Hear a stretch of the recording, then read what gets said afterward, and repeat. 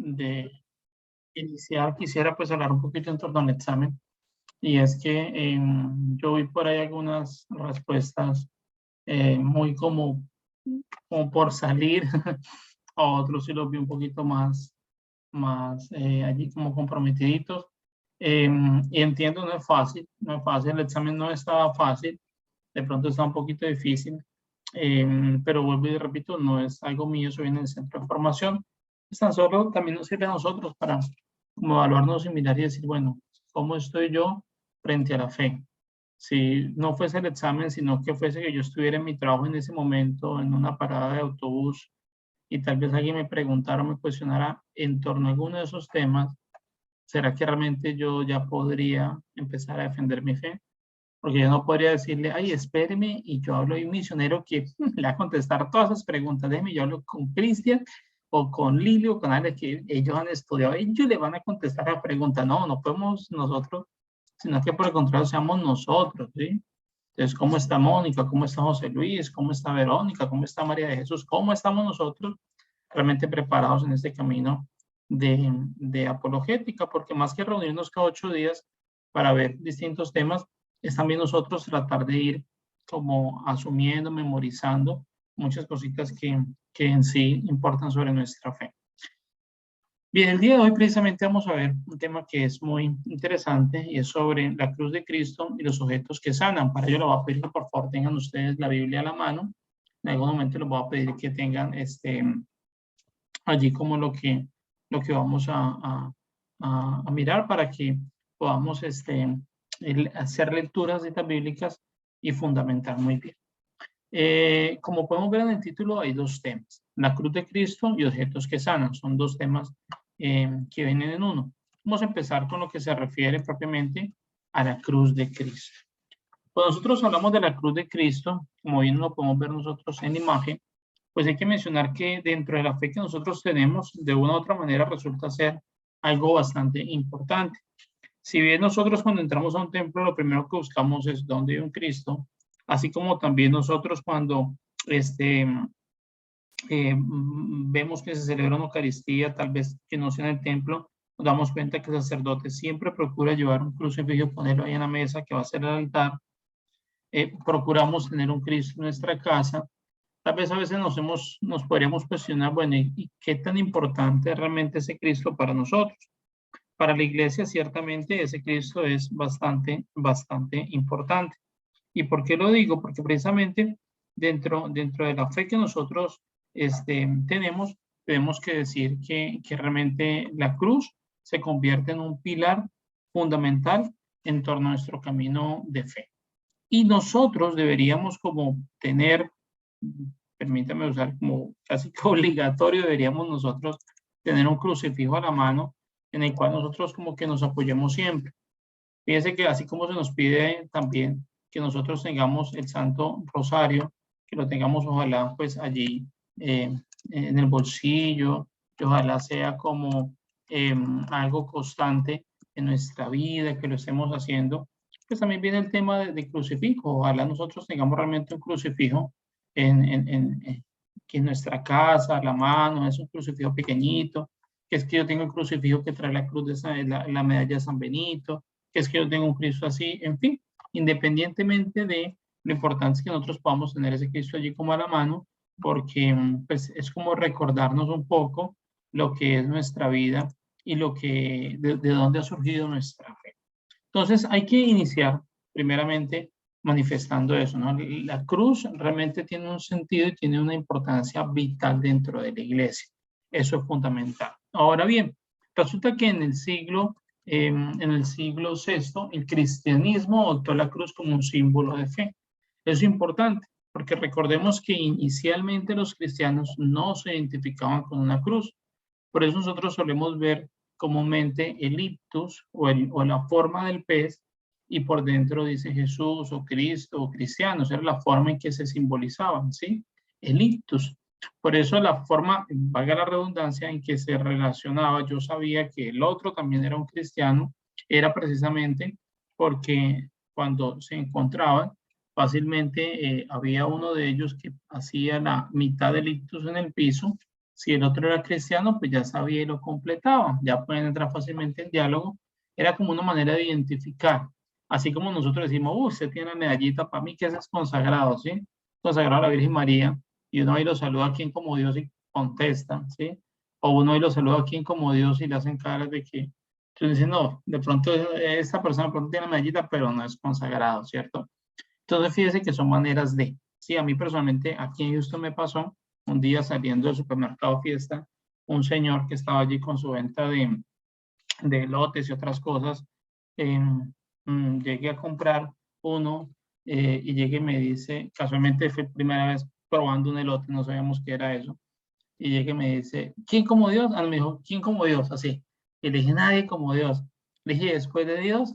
Entonces, ya ahí no me supo contestar, se entró un poquito, pero ya sabía que él tenía algo que ver con lazos. Entonces le pregunté y me dijo que sí, que ya se había consagrado. Entonces, fíjese que es una manera de identificarnos. Entonces, precisamente en el siglo VI, el cristianismo adopta la cruz como un símbolo de fe. Miren que esto es importante que nosotros tengamos presente esto de que el cristianismo lo adopta, porque el cristianismo ha ido poco a poco creciendo y ha ido agregando muchas cosas dentro del proceso de fe. Nosotros incluso pudiésemos mirar, no quiero comentar en mucho detalle, pero por ejemplo los obispos utilizan un báculo como si fuera un bastón, utilizan acá una mitra, ¿sí? Eso tiene un sentido, ¿sí? ¿De cuándo se originó eso? El obelisco que hay, por ejemplo, en la plaza del Vaticano, eso fueron cosas que se han ido agregando y que lógicamente dentro de la experiencia de fe, pues han tenido un sentido, ha tenido una razón de ser. En esencia, la esencia del cristianismo es la redención. Y eso yo creo que es fundamental que nosotros lo tengamos bastante presente, de que la esencia del cristianismo es la redención, porque es la cruz, como lo puse aquí, entre paréntesis, sin cruz no hay resurrección. Y es precisamente la base, bien sabemos nosotros que la base de nuestra fe es la resurrección. Si Cristo no hubiera resucitado, vana sería nuestra fe, dice San Pablo, pero no hay resurrección sin muerte, ¿sí? Y fue gracias al sufrimiento, y fue gracias a la pasión que vivió Cristo y su muerte de cruz, que nos pudo dar a nosotros esa salvación. Entonces, sí, obvio, la resurrección es fundamental y es vital, pero la base para que se diera la resurrección fue la muerte de Jesús. Si Cristo no hubiese muerto, pues ¿de dónde iba a resucitar? Es decir, lo primero que está es la muerte. Y no quiere decir eso que entonces nosotros creamos en un Cristo muerto. No, nosotros creemos en un Cristo que está vivo porque está resucitado.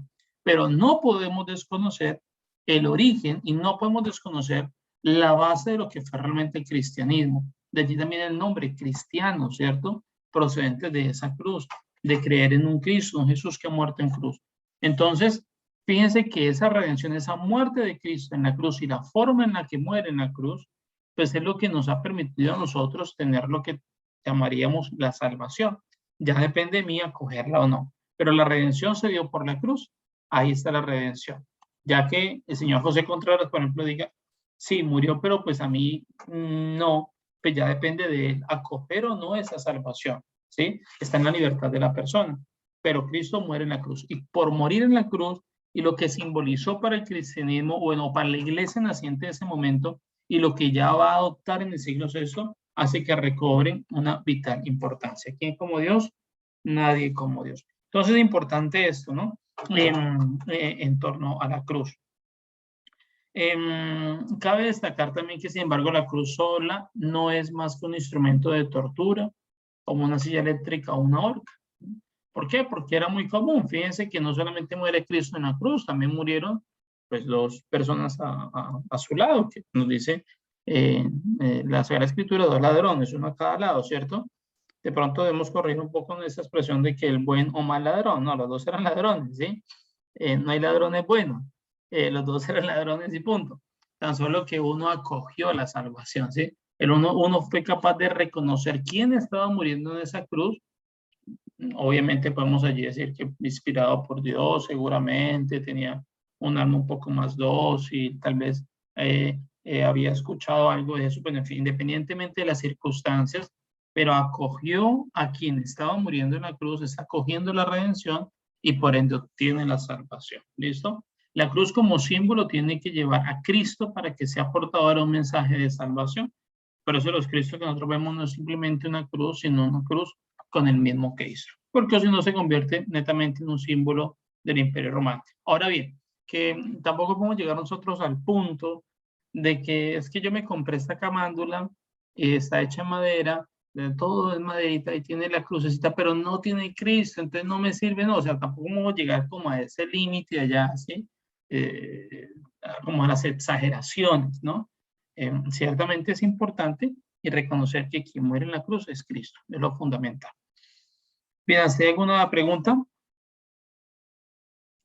Bien. Si alguien llega a levantar la mano y no veo, no, que me avisan, por favor, que aquí no lo logro ver a todos.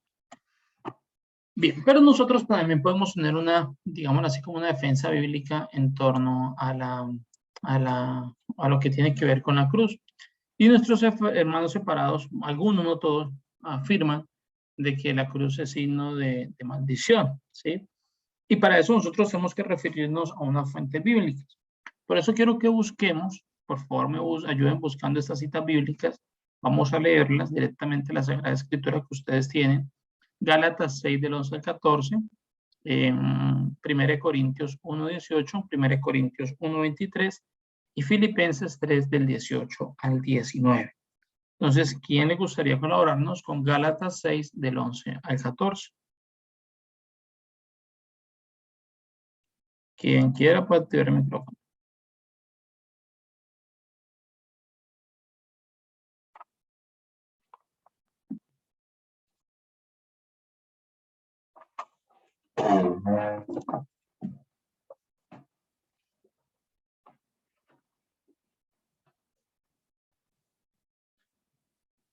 Aquí lo tengo. Bien, puedes empezar, por favor. Ok. Gálatas 6, 11, 14. Fijaos con qué letras tan grandes os escribo de mi propia mano. Todos los que quieren ser bien vistos según la carne, esos os obligan a circuncidaros, únicamente para que no les persigan por causa de la cruz de Cristo. Porque ni los mismos que se circuncidan guardan la ley, y lo que en realidad quieren es que vosotros os circuncidéis para gloriarse en vuestra carne. Que yo nunca me gloríe más que en la cruz de nuestro Señor Jesucristo, por quien el mundo está crucificado para mí y yo para el mundo. Palabra de Dios. Palabra del Señor, gloria a ti, Señor. Sí, palabra de Dios, perdón. Sí, gloria a Dios. Sí. Me enredé yo aquí. ¿Qué es lo importante? ¿Qué es lo importante de este pasaje bíblico? Fíjense que San Pablo está diciendo algo que es fundamental y es que él se está gloriando no de la carne, ni de lo que tal vez manda la ley judía, de la circuncisión, sino que se está gloriando de la cruz. Si para San Pablo, dentro del contexto también, la cruz simbolizara maldición, no se gloriaría en ella como tal. Pero como la cruz con el Cristo, con Jesús, ya no es símbolo de maldición, sino que es símbolo de redención, por eso se gloria en la cruz. Por ende, allí es importante la cruz. Bien, entonces una forma de nosotros decir realmente la cruz tiene un sentido, fíjese que en San Pablo lo manifiesta, aquí lo dice en Gálatas 6 del 11 al 14. Yo me glorío es en Cristo crucificado. 1 Corintios 1, 18. Yo la tengo. ¿Qué? Pues la predicación de la cruz es una necesidad para los que se pierden, más para los que se salvan. Para nosotros es fuerza de Dios. Palabra Bien. de Dios. Fíjese que alguien tiene otra traducción. Yo la puedo leer también si quiere. ¿Qué traducción tienes tú? Me gustaría porque, A ver, primera de espera, Corintios porque 1. María dijo que es una necesidad, ¿cierto? No, creo que es una necedad, es una necedad. Necedad. Ya. ¿Necesidad? No, es necedad. Pues la predicación de la cruz es una necedad para los que se pierden, más para los que se salvan. Para nosotros es fuerza de Dios. Es como si fuera algo contradictorio, como si fuera una locura, ¿cierto? Para los que se pierden, más para los que se salvan, para nosotros es fuerza de Dios. Entonces, fíjese que allí también San Pablo lo está diciendo. ¿Qué es la cruz? Es la fuerza de Dios. Es decir, tiene un sentido, no es simplemente algo de maldición como tal vez algunos lo quieren ver. Lo era, claro, dentro del contexto romano lo era. Era vergonzoso que alguien muriera en la cruz. Era vergonzoso llegar hasta allá, ¿sí? Que todo el mundo viera usted cómo murió y más la forma y las circunstancias en las cuales usted moría. Claro, por ende era visto como una maldición, pero Cristo viene a cambiar eso, ¿bien? 1 Corintios 1:23. ¿Quién como Dios? No sé cómo es. Yo la tengo. En tanto que nosotros predicamos un Cristo crucificado, para los judíos, escándalo, para los gentiles, insensatez. Muy bien, fíjese. Fíjese cómo la concebían aquí y la concebían allá. Pero lo dice San Pablo arriba, a fuerza de Dios, y lo dice más arriba en Gálatas, yo me glorío en esa cruz. Bien, Filipenses 3, del 18 al 19.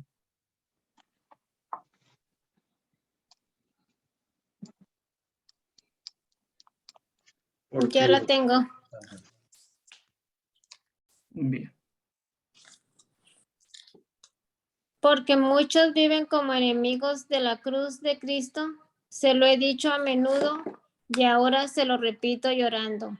La perdición los espera. Su Dios es el vientre y se glorían de él, lo que deberían sentir vergüenza. No piensan más que en las cosas de la tierra. Palabra de Dios. Pero vamos, señor. Fíjese, ¿por qué? Porque ya se encargan, o sea, es no cambiar ese chip, ¿sí? Cuando llegó esta cita bíblica me acuerdo mucho del porque incluso nuestros hermanos separados siguen celebrando el sábado. Y es porque siguen apegados a lo antiguo, a la antigua ley, a cómo se concebía, ¿sí? Claro, existe, lógico, pero en ninguna parte del Nuevo Testamento, ni un solo pasaje bíblico del Nuevo Testamento que diga que realmente el sábado es ese día importante de celebración. Por el contrario, lo remarca como el día siguiente al día de reposo, ¿sí? Entonces, cuando nos quedamos en el antiguo y mirando solamente lo de atrás, cambiamos netamente la imagen y eso es lo que está diciendo aquí la carta de los Filipenses, ¿sí? Se mueren en su propia perdición porque se quedan en ese apego a lo terreno. No ven eso como con ese otro agregado que era la parte de la salvación. Y sumado a estas citas bíblicas, nosotros podemos agregar todas las demás en referencia a la cruz, que son las que ya vimos sobre la defensa de las imágenes, ¿sí? Recuerden unas lecciones más atrás que vimos de que si nosotros adoramos o no las imágenes, que las veneramos y hubo una defensa bíblica, entonces allí podríamos agregar estas otras, pues como para afianzar un poco más esta temática. Bien. Bueno, hasta ahí llega una pregunta. Bien. Otro punto importante de controversia entre grupos fundamentalistas y católicos es el significado del sufrimiento cristiano como partícipe del sacrificio de la cruz. Algunos dicen que el cristianismo ya no sufre porque Cristo ya sufrió por todos nosotros. Es decir, un Cristo que sufrió, pero que ya no sigue sufriendo hoy en día, no sufre por nosotros. Un Cristo que ya no vuelve a vivir eso como tal. Y frente a esta controversia, hay unos pasajes bíblicos que también nos van a ayudar como a entender un poco eso. Voy a leer simplemente aquí, permítame, algo que tiene que ver aquí con el Viernes Santo. Durante el día del Viernes Santo, durante el día del Viernes Santo, la Iglesia recomienda ayuno y oración, pues es un día especial donde conmemoramos la muerte del Salvador y la redención del hombre. Es día de victoria, pero al mismo tiempo de recogimiento, pues pensamos en los momentos de dolor y angustia que vivió el Redentor por nuestras culpas. No es raro encontrar personas que dicen que el Viernes Santo ponen música y se van de fiesta y pues ya no son católicos. Esto es una falta de sentimiento y de respeto, pues a pesar de la victoria del Señor sobre el pecado, tenemos que pensar que Él sufrió en exceso por nosotros. Y esto no puede ser motivo de fiesta y alegría. Además, al ver al Rey de Reyes y Señor de Señores ser tratado como un vulgar malhechor, y todo esto por nuestra culpa, no es motivo para celebrar, sino para llorar. No porque el Señor esté siendo derrotado, ya dijimos que no, sino porque nuestro pecado e ignorancia lo llevaron hasta el madero. Son lágrimas de arrepentimiento, no de derrota. Por eso la iglesia da un sentido de solemnidad y recogimiento en un ambiente de profunda oración, hecho que recoge en la liturgia de ese día y en el color que prevalece, el rojo que simboliza el martirio del Señor en la cruz. Y trato de marcar un poco aquí esto del Viernes Santo, porque diríamos que dentro de todo el año litúrgico, el momento especial donde realmente nosotros nos centramos a pensar sobre la muerte de nuestro Señor Jesucristo en la cruz es el Viernes Santo. Y esa pasión por la que Jesús pasa y esa muerte no queda simplemente como algo que pasó y ya, sino que realmente es importante. Y no solamente es importante porque nos da la salvación, sino porque realmente fue capaz, o sea, no el simple hecho de que muere el Hijo de Dios, sino porque muere por nosotros, porque fue capaz de pagar por mí, porque fue capaz de mostrarse ante el Dios como pecado, asumiendo nuestras cargas y asumió lo que nos correspondía. De allí que muchos querramos vivir aún con nuestros pasados. Yo le decía en el grupo de oración del viernes, y llamo la atención especialmente a nosotros, a los misioneros, cuando todavía queremos vivir con cosas del pasado, queremos vivir con vicios del pasado, queremos vivir con apegos del pasado, queremos vivir con sufrimientos del pasado, con cosas que no somos capaces de perdonar o de perdonarnos a nosotros. Porque y yo lo veo así, me perdonarán y creo no caer en herejía, cuando yo digo que no tengo la fuerza, no me siento capaz y no me quiero desprender de algo que ha causado en mi dolor, independientemente que sea un vicio, un apego, una persona, algo que yo perdonarle a alguien o algo que yo me voy a perdonar a mí, cuando no me siento capaz de hacerlo, es como si yo estuviera diciendo que Cristo no fue capaz de pagar por eso. Perdóname, pero yo lo veo así, porque sí, obvia, dentro de mi humanidad no me es fácil, pero entonces, ¿qué más me está faltando a mí? ¿Qué tanta unión estoy poniendo ese sufrimiento a la cruz del mismo Cristo? ¿Sí? ¿Y qué tanto soy capaz de entregarle de una vez por todas eso al mismo Cristo? ¿O hasta qué punto yo quiero vivir con eso? Perdóname que abra tantico este paréntesis, pero es que en el fondo es cierto. A veces nosotros nos quedamos con unos sufrimientos que en el fondo terminan afectándonos y no nos dejan avanzar en nuestro camino de fe. Pero no es porque Cristo lo quiera, sino que porque Cristo está allí golpeando y somos nosotros quienes aún no le estamos permitiendo a Cristo entrar en nuestra vida. Entonces, si aún hay cositas allí, es importante como preocuparnos y tratar de esforzarnos un poco más. A veces también puede ser un juego del maligno, de que no quiere que nosotros demos ese paso para avanzar más en la fe. Entonces, pues allí como que revisémonos ya cada uno en su condición y en su oración personal. Vayamos por favor a Colosenses 1:24. ¿Alguien tiene cita bíblica?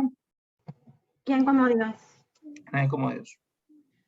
Ahora me alegro por los padecimientos que soporto por ustedes y completo lo que falta a las tribulaciones de Cristo en mi carne en favor de su cuerpo, que es la iglesia. Palabra de Dios. Vamos, Señor. Fíjese que aquí San Pablo no rechaza el sufrimiento de Cristo, sino que se goza en el sufrimiento de Cristo. Y más aún, trata de unir su sufrimiento al mismo sufrimiento de Cristo. Es como un sufrir con Cristo. Es decir, no fue un sufrimiento ya pasó, sino que realmente es y fue y ha sido y sigue siendo completamente importante. ¿Listo? Entonces eso es fundamental. Vayamos por favor a Hebreos, capítulo 12, versículo del 5 al 11. Habéis echado en olvido la exhortación que como a hijos se os dirige. Hijo mío, no menosprecies la corrección del Señor, ni te desanimes al ser reprendido por él. Pues a quien ama el Señor le corrige y azota a todos los hijos que reconoce. Sufrís para corrección vuestra. Como a hijos os trata Dios. ¿Y qué hijo hay quien su padre no corrige? Mas si quedáis sin la corrección que a todos toca, señal de que sois bastardos y no hijos. Además, teníamos a nuestros padres terrestres que nos corregían y le respetábamos. ¿No nos someteremos mejor? Sí. no nos someteremos mejor al Padre de los Espíritus para vivir. Eso que ellos nos corregían según sus luces y para poco tiempo, más Él para provecho nuestro y para hacernos partícipes de su santidad. Palabra de Dios. Señor. Fíjense que aquí hay algo importante. El apóstol nos muestra que esa corrección, esos padecimientos que en ocasiones nosotros tenemos, no lo ve como algo negativo, sino como algo con un aspecto salvífico. Sufro, pero unido a Cristo, y sufro porque Cristo quiere algo más de mí, porque se espera algo más de mí. ¿Qué padre hay que no corrige a sus hijos? ¿Sí? ¿Qué padre se nos presta? Simplemente remitámonos a nuestra vida cotidiana, ¿sí? ¿Cuántas veces hemos tenido que decir no a algunas cosas y eso tal vez puede causar sufrimiento en nosotros, nos puede doler mucho, pero en ocasiones ese no, y termina unido a Cristo, pues pierde un sufrimiento que tiene un sentido, ¿sí? Porque está unido al sufrimiento de Cristo. Y porque precisamente no se queda en el mero sufrimiento como algo negativo, sino porque me permite escalonar, me permite dar un paso a, ¿sí? A crecer en virtud, por ejemplo, ¿sí? Entonces yo, por ejemplo, vayamos simplemente a algo muy particular, algo muy particular. Dígame, ¿quién no sufre?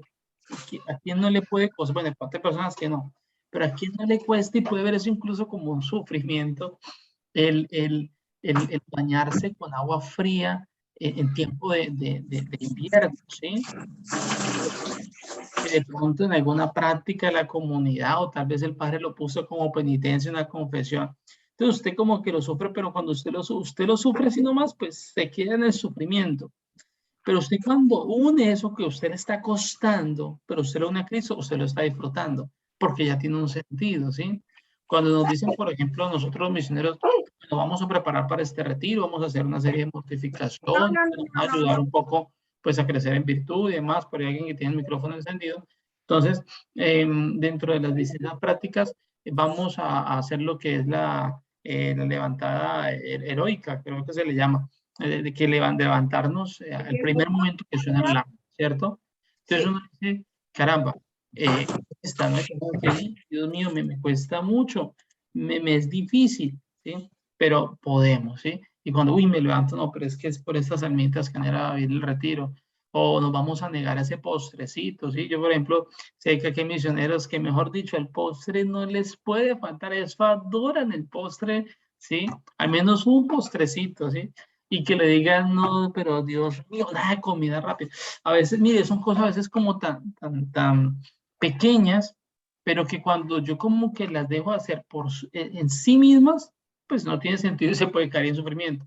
Pero cuando yo las dejo hacer y por amor, no porque me lo digan, por amor lo termino uniendo a Cristo, eso termina teniendo un sentido. Y por el contrario, eso me va sirviendo a mí para aprender a decir no a muchas tentaciones, para no dejarme caer ante distintas situaciones que se aparezcan en mi vida. Es que estoy creciendo también en virtud. Me estoy dando cuenta que con Cristo soy capaz, ¿sí? Comer por separado no es fácil. No es fácil que usted tenga que comer todo por separado, bueno, algunos sí, ¿sí? Pero cuando usted lo une en Cristo, usted lo está haciendo con amor. Obvio, cuesta, ¿sí? Que humanamente cuesta, lógico, no podemos negar eso, pero ya tiene otro sentido, ¿sí? ¿Quién como Dios? Nadie. Y vayamos a Filipenses 3, 10, 11. Yo la tengo. Bien. Quiero conocerlo, quiero probar el poder de su resurrección y tener parte en sus sufrimientos, y siendo semejante a él en su muerte, alcanzaré, Dios lo quiera, la resurrección de los muertos. Imagínense lo que está hablando aquí San Pablo,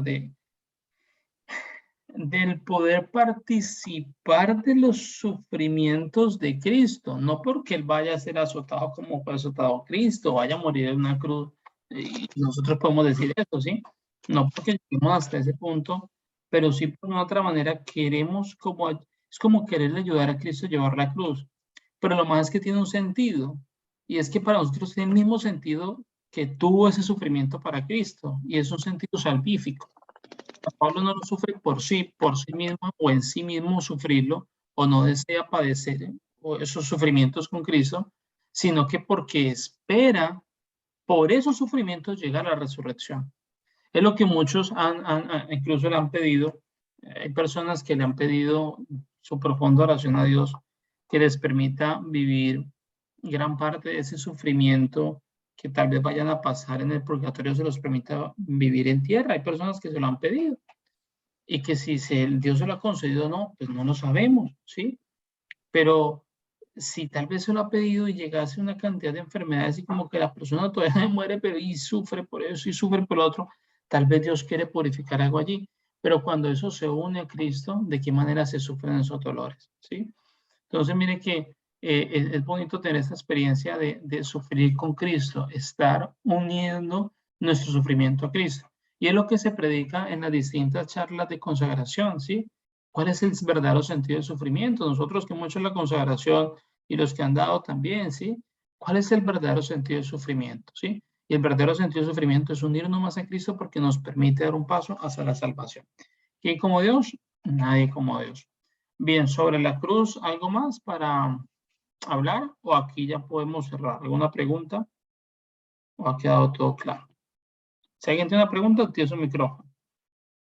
Si no activa el micrófono, quiere que ya todo está claro. Bien. Entonces vamos a pasar ahora sobre los objetos que sanan. Mire que es importante hablar de esto y es fundamental, porque cuando nosotros decimos esto, miren lo que aquí aparece. Creemos con la iglesia que solo Dios es fuente de poder, que solo Él es sanador, que solo Dios es fuente de salvación, que solo Dios merece la adoración. Cuando decimos objetos que sanan, no decimos porque el objeto en sí mismo sana, ¿sí? Porque el objeto en sí mismo no sana, ¿sí? Es como cuando nosotros, a veces me cuestiona a mí cuando dice, es que tal santo me concedió el milagrito. Órale a este santo, que ese santo mucho, el milagro que usted necesita, ese santo se lo da. No, quien da el milagro es Dios. Se convierte en un intercesor, en un mediador, ¿sí? Entonces nosotros acudimos a los santos y eso se me va a pagar. Acudimos, si me va a pagar, yo me conecto de otro dispositivo. Si nosotros acudimos a un santo es precisamente porque ese santo nos va a ser una mediación para nosotros, más no porque en sí el santo nos dé a nosotros esa sanación. Lo mismo pasa con las cosas, ¿sí? La medalla, por ejemplo, ¿sí? Ciertamente, los objetos que son bendecidos, pues tienen una acción en nuestra vida, pero no podemos llevarla nosotros como amuletos, ¿sí? Entonces, como amuletos, porque es que si yo la tengo, sí, si no la tengo, no, a veces como que se convierte en algo que humanamente hablando, o bueno, desde la fe más bien hablando, como que no se ve bien, ¿sí? Es hasta qué punto esto realmente me recuerda a mi compromiso de bautizado, hasta qué punto eso me recuerda que soy un consagrado a Dios por medio de la Santísima Virgen María, hasta qué punto la consagración y el tener la medalla me une a muchos momentos, me permite decir no ante muchas cosas, y tengo la medalla, qué pena, y yo como tengo un consagrado con la medallita, ¿sí? Ante momentos de sufrimiento cojo esa medalla, pero en sí esto no me da ninguna salvación, esto es metal, sí, obvio, pues, tiene una bendición especial y demás, ¿sí? El poder que tiene muchas cosas que son benditas, sí, pero no es el objeto en sí, ¿sí? Dios se vale de muchas cosas para atraernos, para acogernos y para otorgarnos una sanación. Entonces, frente a eso, quiero hablar de que los objetos que sanan, o más bien, que Dios sane a través de objetos, no está vetado por las Sagradas Escrituras. Pues bien, lejos de condenar estos rasgos de la piedad popular, para sorpresa y espanto de nuestros hermanos separados, se puede mostrar que todas estas prácticas están en la Biblia y que ellas tienen su procedencia. Quiero hablar de la segunda carta, imagínense, qué herejía he dicho, del segundo libro de Reyes, capítulo 5, versículo 14, dice lo siguiente. Entonces Naamán descendió y se zambulló 7 veces en el Jordán, conforme a la orden del profeta, y su carne se volvió como la carne de un niño. Fíjese. Y no porque el simple hecho de meterse al Jordán, yo podría ir ahorita y meterme, una viejita puede ir 7 veces, ir al Jordán y meterse 7 veces al Jordán. Y seguramente cuando salga va a seguir siendo la misma viejita, ¿sí? Y va a decir, pero ¿por qué nada más si se metió y su carne se convirtió como la carne de un niño? Era porque fue mandado por Dios, ¿sí? A través del profeta. Entonces, cuando está ese agregado que es Dios, tiene un sentido, ¿sí? Entonces, no es que cuando usted tenga la posibilidad de ir a ver pues por donde estuvo Jesús y el Jordán y demás, usted se acuerda de esta cita bíblica que usted diga, vamos a meter 7 veces que va a salir más joven. No, entonces no, eso no va a pasar. Juan, capítulo 5, versículo 4. Porque un ángel descendía de tiempo en tiempo al estanque y agitaba el agua. Y el que primero descendía al estanque y después del movimiento del agua quedaba sano de cualquier enfermedad. El ángel venía y movía las aguas de esa piscina y el primero que se metía se sanaba, ¿sí? Y no era porque fuera la piscina en sí misma o por el agua porque se puede meter cualquiera, sino por el sentido que tenía, ¿sí? Y frente a esto quiero hablar del agua de Lourdes. Aquí hay una breve imagen, una sencilla imagen de lo que pasa precisamente en lo que nosotros conocemos como las piscinas de sanación de Lourdes. Quien no conoce la historia de Lourdes, Santa Bernadette o Bernardita, es bueno de pronto investigar un poquito. Y cuando tú tienes esa posibilidad de entrar a esas piscinas, aparte mujeres, aparte hombres, te dan una vestidura especial. Hay gente que ha entrado en silla de ruedas, de allí y después de sumergirse en esta agua, sale caminando, ¿sí? Entonces realmente esta agua tiene una acción. Pero también está la fe, ¿sí? Está la fe que se le pone. Cuando decimos la fe, me acuerdo mucho de una abuela, vivía en el campo y una vez le pidió a un hijo que iba a un santuario que le trajera agüita de ese santo que era muy buena para los ojos. Y él se vino con el agüita, se la recogió. Pero en el camino le dio mucha sed, terminó tomándose esa agua. Resulta que antes de llegar a la casa de la abuela, dijo, ¿y yo ahora qué voy a hacer si yo a mi abuela no le traje el agua del santo? Yo le diga que yo me la tomé, me devuelve. Precisamente, ¿qué hizo? Pues como antes de llegar de la abuela había un río, dijo, pues yo voy a bajar y le voy a coger agüita del río. Y le llevé y le dijo, mira, abuela, aquí está mi mamá, aquí está el agua del santo.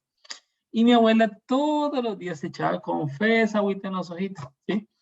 Miren que a veces también está la cuestión de fe, ¿no? Que es fundamental. Pero hablando de manera específica en torno a esto de Lourdes, si no hay fe por medio, ¿qué se puede obtener? ¿Sí? Yo no puedo ir a la Eucaristía sin fe, no tendría sentido hacer una consagración sin fe, no tiene sentido acudir a algo espiritual si realmente no hay fe. Cuando realmente hay fe, es como ese paso adicional que nosotros damos. Bíblicamente hay una defensa de que Dios actúa, se vale de medios que nosotros tenemos en la naturaleza para otorgarnos sanación, como es, por ejemplo, el agua de Lourdes, ¿sí? Bien, seguimos. Desde la época de los mártires, todos ellos católicos, a falta de otra iglesia existente en esta época, es decir, cuando surgieron especialmente grandes mártires o los primeros mártires en la iglesia,